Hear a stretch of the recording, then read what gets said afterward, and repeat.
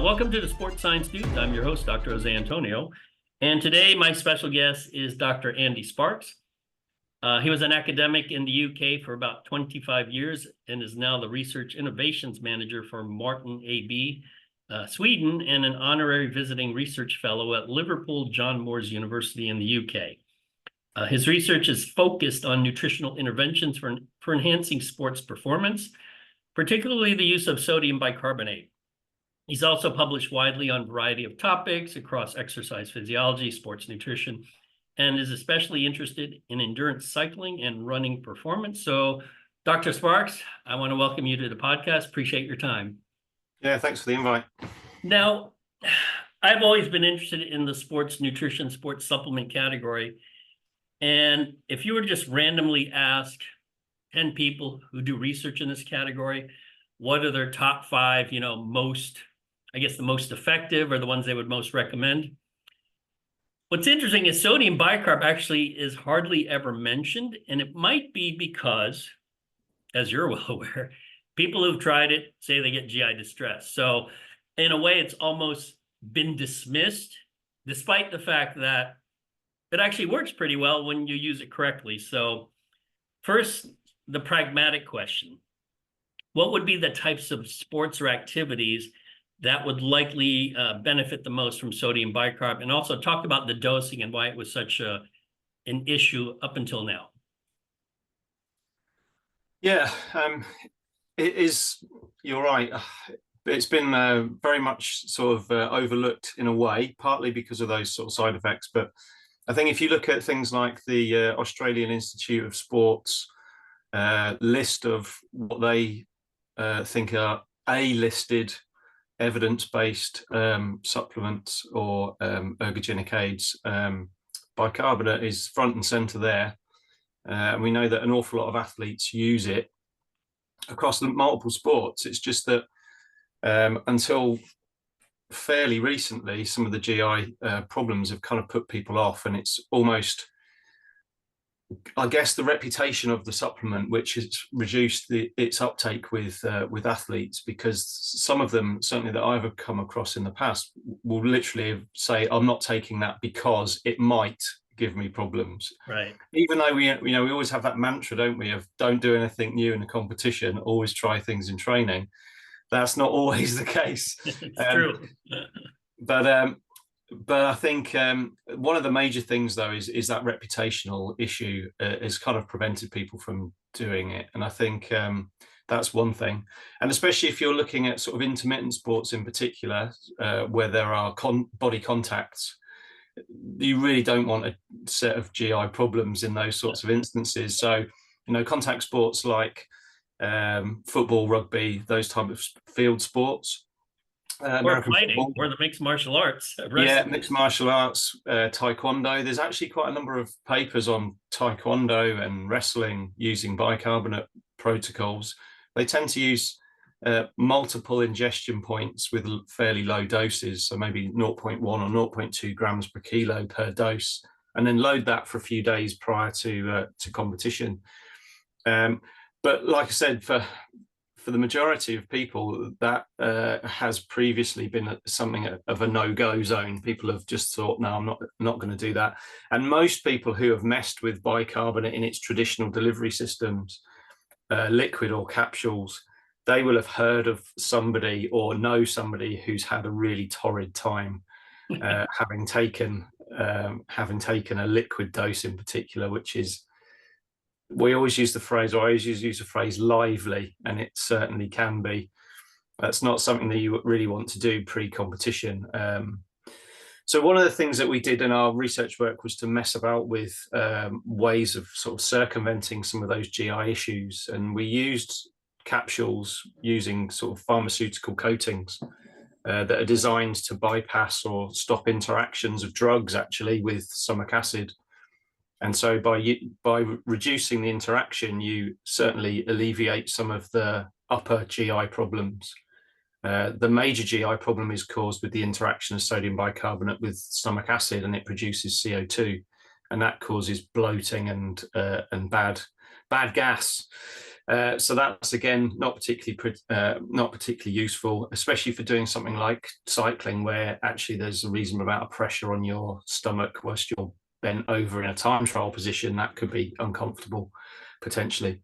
And of course, the other thing is if you're having those interactions, you're losing some of the bicarbonate you're delivering anyway, because it's being just converted into CO2, or at least some of it. So that's part of the issue, really, I think. And then if you look in the literature, there is a real mixed bag. Whilst predominantly the vast majority of protocols show that there's an ergogenic effect, there is a lot of noise out there. And I think some of that noise is also to do with different dosing timings, dosing ingestion types, but then also the noise associated with, a good proportion of the population included in the study doesn't feel very good. Let me ask you this. So if we were to take, one of the simpler sports, and I try to use track as an example because everyone knows the distances, the 1 to 2 to 4, 8. Which of those distances, I guess you would start with the 400, would be most benefited from using sodium bicarb? I guess comparing the 800 to the 15 or the mile, and then going up to the 3,000 and 5,000, or would they all benefit just to different degrees?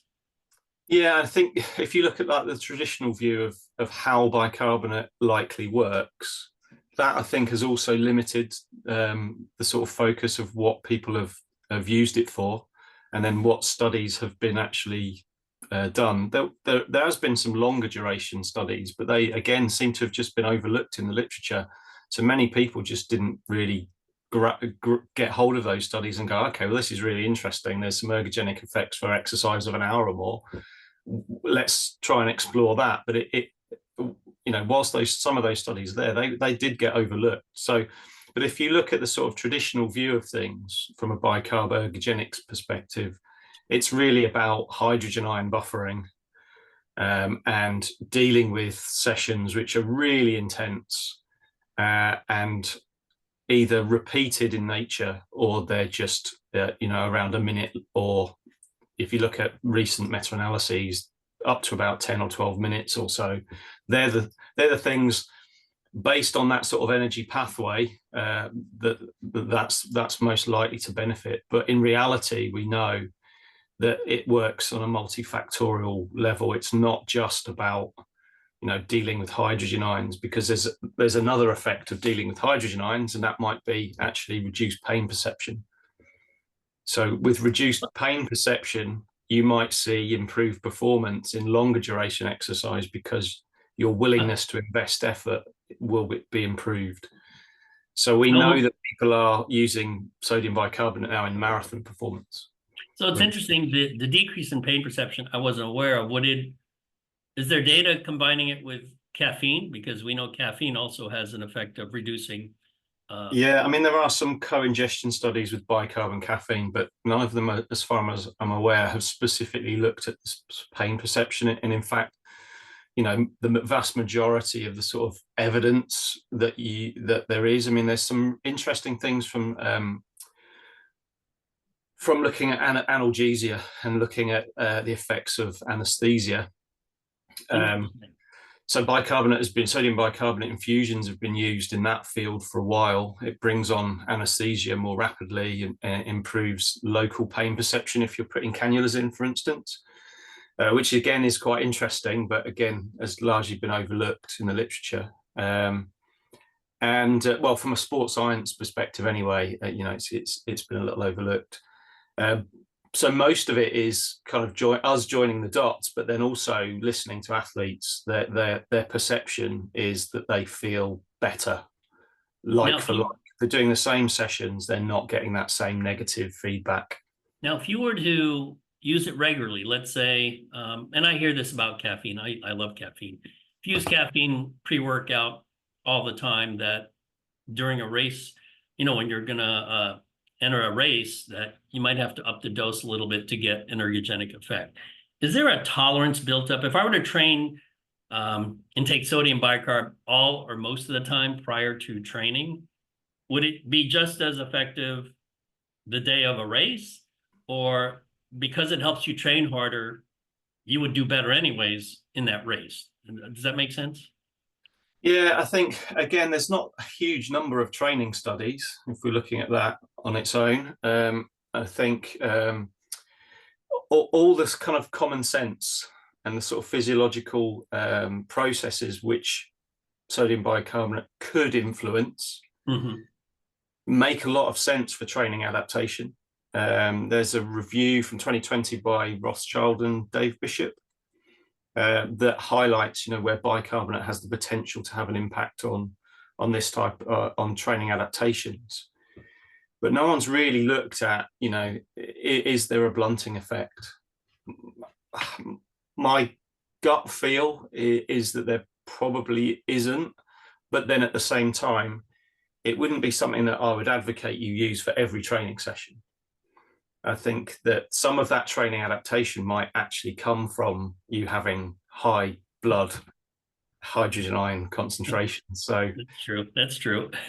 Now, if you were now the other supplement that people use actually quite frequently here, certainly here in South Florida, there's a huge mixed martial arts community, and beta alanine is probably their go-to supplement, more so than even creatine, because they don't want to gain weight. But the data on beta alanine seems to at least suggest that the limit is up to, I think the number is 240 seconds, sort of this narrow window where it helps. Is there any evidence that, I guess first compare mechanisms, sodium bicarb versus beta alanine, and would there be any evidence that combining them somehow would be better? Yeah, I mean, they're different in terms of how they're categorized. So sodium bicarbonate is an extracellular buffer, whereas beta alanine is an intracellular buffer. So the mechanisms are slightly different, although we do know that bicarbonate is likely to also have an impact on the intracellular pH as well. So, I mean, again, there's not a massive number of co-ingestion studies, but the sort of meta-analyses that is there only includes 10 studies. It's fairly recent, from last year. Curran Bowen, I think was the author for that. And they showed in that study, interestingly, that there was a combined effect, but not a separate effect across multiple types of exercise. And that has me slightly suspicious, because I'm pretty sure that the studies that should be included there should really show an effect of both of them, depending on the protocols, of course. Wait, there was no effect individually, but there was a combined effect? Yeah, which is really interesting, because you would have thought, given what we know about both of these supplements, that there should be an effect. The problem that you've got methodologically is that the washout period for bicarb is really quite quick. The blood bicarbonate concentrations will decrease certainly within about 24 to 36 hours. It's pretty much all gone, depending on how you ingest it and what activity you do in the meantime. But with obviously with beta alanine, there's a loading phase for 4 to 10 weeks before it becomes really, really useful at high enough concentrations where it does become ergogenic. So there's likewise a really slow washout period. So that makes it very difficult to do really strong study designs. You basically have to have independent matched groups to do that well. You can't do a crossover study very well, because the length of time between the first assessment and 3 different conditions within that experiment is far too long, and the training effect would make that just far too noisy. And the sample size that you would need would be absolutely astronomical to even detect anything. So it's a very difficult study to do well, but I'm a bit suspicious that in those instances that there's no singular effect at all, but there is with combined effects. So it's an interesting finding. These things are always interesting, but understanding why that might be is probably, a meta-analysis is only as good as the studies that are included in it. And if that's all that's available, then we probably need more studies. Now, let me ask you this. With a lot of supplements, it's almost always dosing is provided as an absolute amount, just for ease of use. We tell people to take 3 to 5 grams of creatine daily. We never really talk about a dose per unit body weight. And even caffeine, most people, at least here in the US, they say, oh, take 200, 300, whatever, 400 milligrams before a race. Now with sodium bicarb, it's almost always talked about per unit, for body weight. Yeah. If you were to flip it, is there a absolute low dose or a minimally effective absolute dose that might be effective? Just to make it easier to explain to people, because I hate to say it, but in the United States, if you say, grams or milligrams per kilo, they look at you like, what is that? Yeah. Yeah, I mean, it very much depends on the individual. If you look at it, there's a nice study from Jones in 2014, I think it was, and they looked they did a dose response study looking at the individual responses from 0.1 grams to 0.2, 0.3 grams per kilo.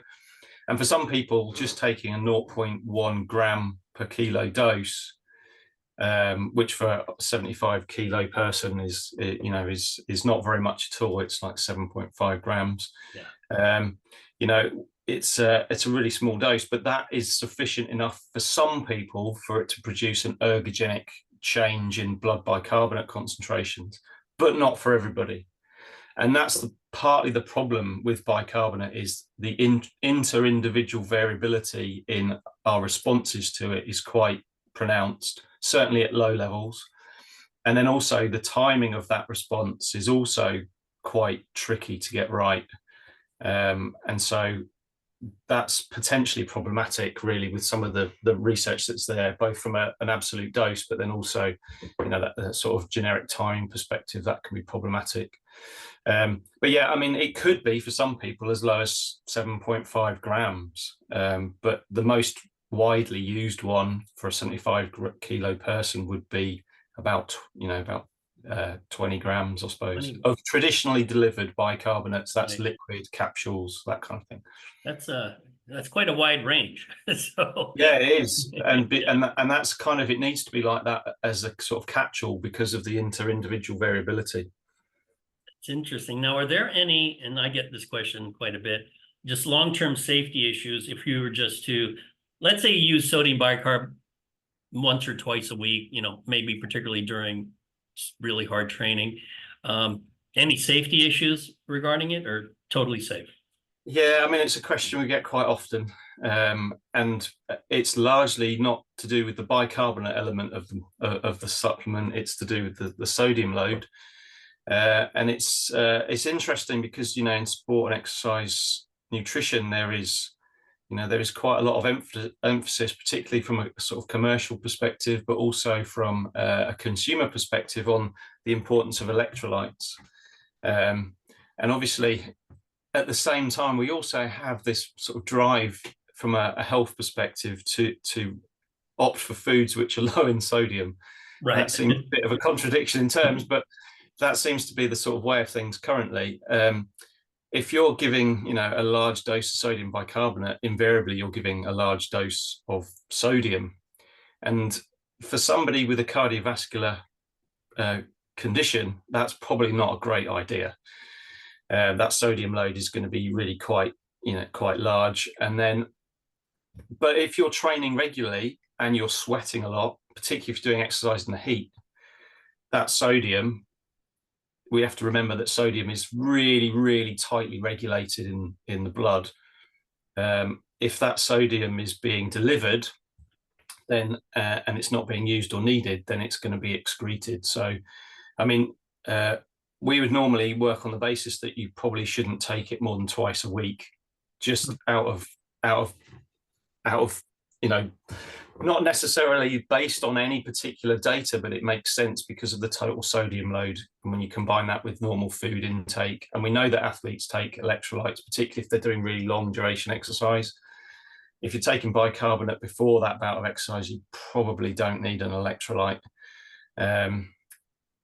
Depending on how long the exercise is. Obviously, if it's if it's an ultra, then perhaps late on in exercise to encourage drinking, maybe. But we know that that's also a side effect of taking bicarb, that it will drive drinking and thirst behavior. So, yeah, I know. I mean, depending on where you live in the U.S. or really anywhere, here in South Florida, everyone trains outdoors pretty much all year, and so when I speak to athletes, whether they're triathletes, paddlers, canoeists, they purposely salt food just because it's basically you're constantly sweating hell, you sweat when you just walk outside. So in that case, I don't think sodium bicarb would be an issue. Certainly if you live up north where, it's cold like most of the year, it certainly could be an issue. Now, I want to talk a little bit about the bicarb system from your company and sort of the genesis of it. Obviously, a lot of it stemmed from if we could minimize or ameliorate the GI issues, that really was the impetus.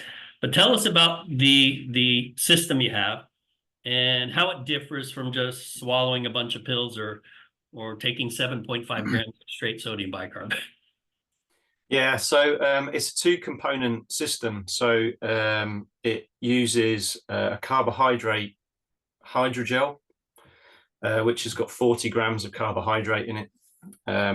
A hydrogel is essentially, it produces like a 3D matrix, and it's a delivery system. It was developed in the 1940s and 50s to actually deliver drugs.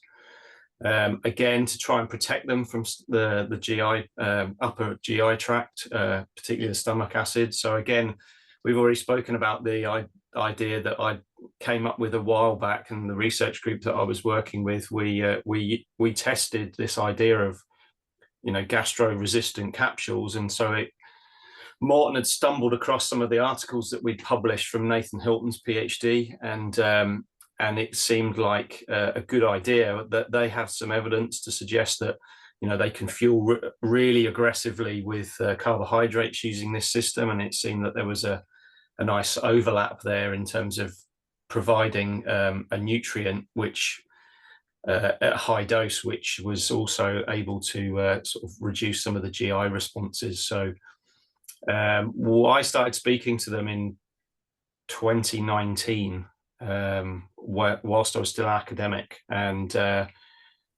we managed to get some funding to do some work evaluating that. COVID kind of spoilt that, because we were hoping to test some of the prototypes, but that didn't happen. And so the lockdown in Sweden wasn't quite as severe, so they managed to do the testing in-house for the different prototypes, and then they sent us what they thought was the best chemical formulation to go with, and it's ultimately what was used. And the idea is also, the other component of the system is mini tablets. So instead of a liquid, it's mini tablets, which are 1.5 by 3 millimeters in size. So it's actually a patented formula, which protects the bicarbonate from the stomach acid, but the tablets are small enough to pass through the pyloric sphincter. That's the way that the system works. So there's very minimal interactions between stomach acid. So that means that the total delivery of bicarbonate is really quite high. But because of the nature of the delivery system, it produces relatively high peaks in blood bicarbonate change, but it also means that recovery between bouts is really good, because the area under that blood bicarbonate curve, that response following ingestion, is really quite large. So one of the things that the literature has not yet done and wrestled with in certainly some of the meta-analyses and reviews is that not all bicarbonate is the same. And that's because of the blood bicarbonate profile that you get after ingestion. So if you take it as a liquid, you get a really high peak, but the tail of that curve is quite short and not very long. Wait, so when does it peak? What's the time point generally of the peak? Again, so we did a study looking at the inter-individual variability with liquids and capsules, and it can be anything between 15 minutes after ingestion, which is really quite astonishing. And it can be up to 90 minutes in some people. So it varies enormously. Wow.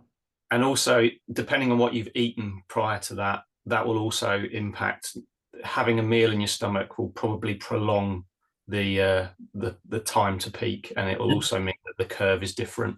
And that peak lasts how long, or when does it significantly drop? Yeah, again, it will depend on the method of delivery. So with enterically coated, you get a blunted peak, but you get a really prolonged effect. So the area under the curve is probably larger. And again, because you're protecting it from stomach acid, the total delivery is bigger, which explains the longer curve. So that means using those for longer duration exercise or repeated bouts of exercise. So I mean, the oversimplification of endurance exercise is another thing which is probably not helped by bicarbonate, in that, you know, most races are not steady state at, you know, Right. a particular percentage of max. And so there is periods there where, you know, there'll be very, very intense exercise followed by relative recoveries. And that's why that's potentially useful. But the one thing that's interesting about the enterically coated and the gastro-resistant capsules is the vast majority of participants in those studies, they have GI problems from the lower end later. So 5, 6 to 8 hours maybe afterwards, there is some fluid shifts in the bowel that cause some GI upset. No, So if but you're hey, doing, but the race is over by then, so right, who cares? yeah, but if you're doing multiple day events, that's not Oh, helpful. it's So true. so we know that that sort of technique has been used in the pro peloton in cycling and multi-day stage racing, and that's not great.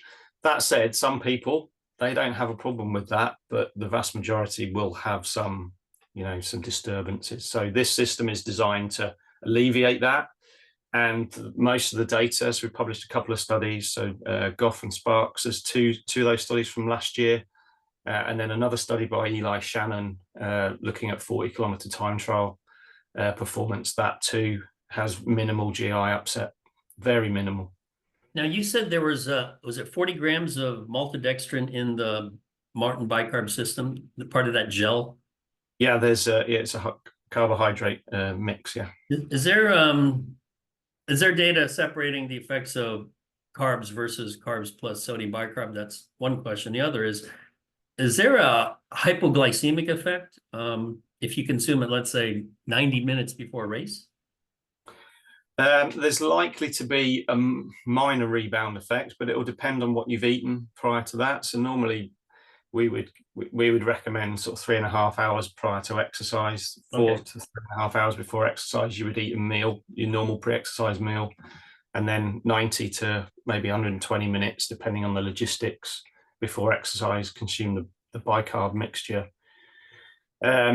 So the likelihood is that even if there is some minor hypoglycemic rebound, as soon as you do some sort of warm up, that will be reversed anyway. So it makes no real difference. So that's the key. That was always, you know, in the early noughties, the hypoglycemic rebound was always seen as a thing to change your carbohydrate ingestion strategy prior to exercise. But we know that if you start doing a warm up, then that can be reversed quite easily. All right. One last question. When you look at the endurance events, so, you know, you got run, bike, swim. I sort of group those together, even though they shouldn't be. In South Florida, I'm heavily involved in sort of the water sports, the canoes, OC canoe, outrigger canoes, stand-up paddling. And the nature of the race, I guess let's take running. Running is simple. Typically, the advice is you want to do negative split. So the second half, typically faster than the first half. I've noticed both racing, stand-up, and outrigger that it doesn't follow that pattern. It's almost, you start with a sprint, try to take a lead, and hold it. I've never even heard anyone talk about negative splits in stand-up paddling. It's go out as hard as you can and don't let anyone pass you. So I guess the question is, would a sodium bicarb system be more advantageous for those sports where it's basically, we call it fly till you die? Just go out as hard as possible, hold it, and hope no one can pass you. What are your thoughts on that? Yeah, I mean, that intense amount of exercise to begin with is particularly useful. Bicarb can certainly help with that. There's a couple of studies which have looked at the slow component, so oxygen uptake, and they show improvements in the slow component with taking bicarb, which is useful, I think, potentially. And then also you're going to go off really intensely, and that's going to probably be, you know, relatively supramaximal in terms of VO2 percentage of VO2 power output, for instance. And I think then there's going to be a period of relative recovery because you're going to not be able to sustain that initial really intense bout. I mean, it's very similar to, you know, the start of a Tour de France stage where there's a breakaway. You know, the flag drops, the riders. Yesterday's stage is a prime example, Toulouse to Toulouse, where the breakaway went with 155k to go and stayed our way all day. That's amazing. And that's exactly it. And you know, if you looked at the profile yesterday, you've got a really intense bout of exercise, relative recovery whilst they, you know, try and maintain that break, but are not overdoing it, and then a progressively undulating course. So again, intermittent exercise within the aerobic exercise, and we know that pro tour riders are using certainly the Maurten bicarb system and other bicarbonate deliveries. Lots of the teams are playing about with that. Okay, where can people purchase the Maurten bicarb system? Is it online? Make it easy for them so that they can play around with it. Yeah, so you can buy it direct from Maurten.com. And so that's based in Sweden? Yeah, but there's a US site, so it'll know where you are. Okay, good.